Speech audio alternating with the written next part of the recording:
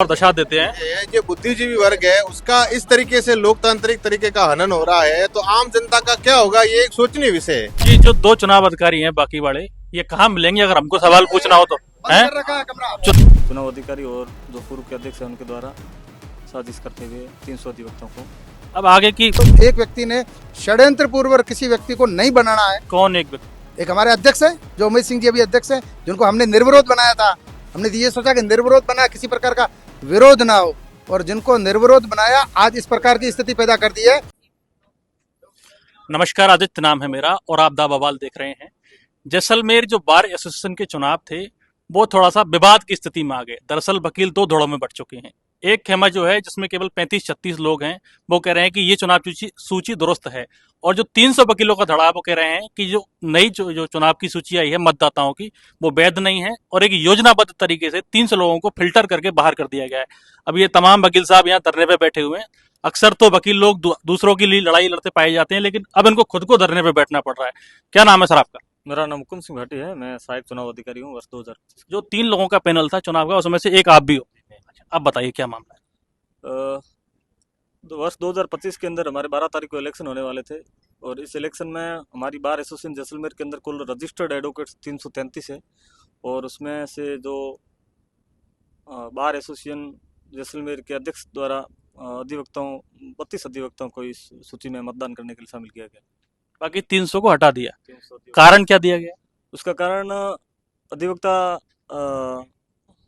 जो हमारे अध्यक्ष जी है उनके द्वारा वो 100 प्रेरणा से सूची तैयार की गई है। उसमें पूरी जो कार्यकारिणी होती है, अध्यक्ष, उपाध्यक्ष, महासचिव, कोषाध्यक्ष, संयुक्त सचिव और लाइब्रेरियन, वो उनका पूरा कोरम ही है नहीं, और उन्होंने अपनी 100 वोटों से वो फाइनल। तो आपने बीटू नहीं किया उनके इस निर्णय का? उस संबंध में हमने किया था, और 5/12/2025 को जनरल बॉडी की हमारी मीटिंग हुई थी, जिसमें तकरीबन 150 अधिवक्ता हम शामिल हुए थे, और उस जो 32 अधिवक्ताओं को शामिल न करके पूरे 333 अधिवक्ताओं को शामिल करने का निर्णय लिया था, और इस संबंध में हम चुनाव अधिकारियों को भी अवगत करवाया गया था। उसके बावजूद भी चुनाव अधिकारी और जो पूर्व के अध्यक्ष हैं उनके द्वारा साजिश करते हुए 300 अधिवक्ताओं को। अब आगे की 1 बजे की टाइमिंग थी ना लिस्ट जस्पा करने की नए मतदाताओं की, अभी तक सूची नहीं आई है, 2:30 बज गया। आगे की क्या रूपरेखा रहेगी लालू सिंह? देखिए, ये जिस प्रकार का षड्यंत्र रचा जा रहा है कि 332 में से मात्र 32 जनों को मतदान देने का अधिकार दिया, ऐसा हमारे सामने विषय आया। तब जनरल बॉडी की मीटिंग बुलाई, और उस साधारण बैठक के अंदर ये प्रस्ताव पास किया गया कि किसी भी मतदाता को मतदान देने से या फिर खड़ा होने से वंचित नहीं किया जाएगा। उस प्रस्ताव को भी नहीं मान रहे हैं।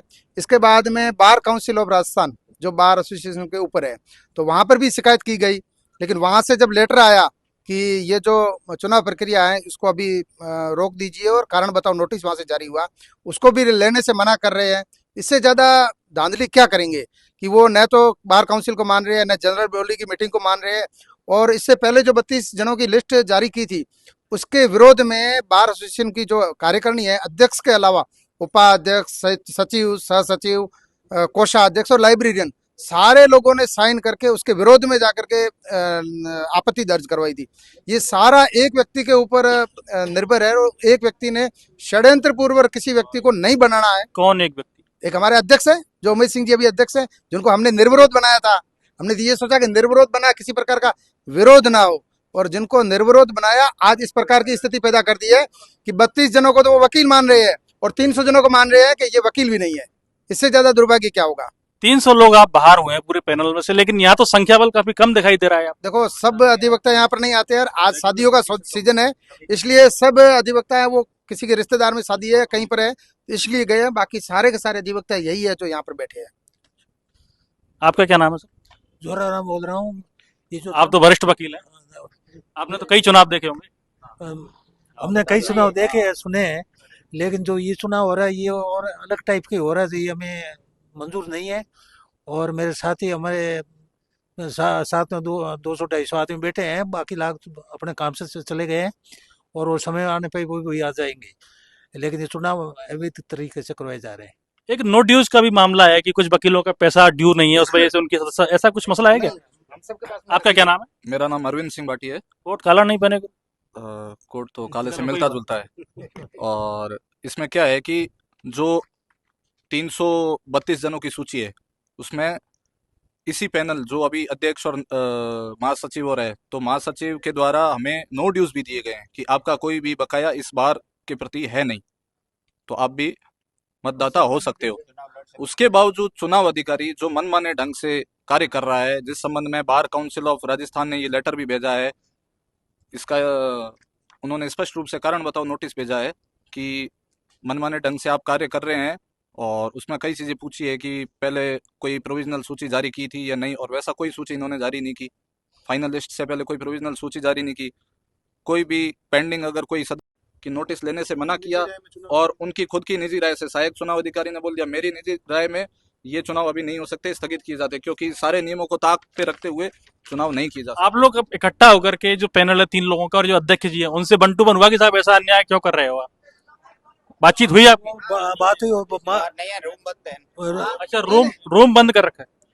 हमारी उनसे बातचीत भी हुई है और उसके बाद में जनरल बॉडी की बैठक रखी गई थी और उस बैठक के अंदर प्रस्ताव लिया है। तो प्रस्ताव के अंदर जो अध्यक्ष है ना उनके भी सिग्नेचर है और जो अभी अंदर चुनाव अधिकारी तो विड्रॉल कौन करेगा, क्या करेगा, ठीक है। उसके अलावा अब ये जो 2 चुनाव अधिकारी हैं बाकी वाले, ये कहाँ मिलेंगे अगर हमको सवाल पूछना हो तो? हैं? रखा है कमरा, रूम ही बंद कर रखा है।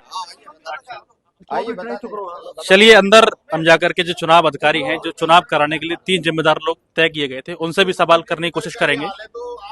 हाँ, इंटेलेक्ट वर्ग है वकील साहब, तो समाज को दिशा और दशा देते हैं। जो बुद्धिजीवी वर्ग है उसका इस तरीके से लोकतांत्रिक तरीके का हनन हो रहा है, तो आम जनता का क्या होगा ये एक सोचनीय विषय है।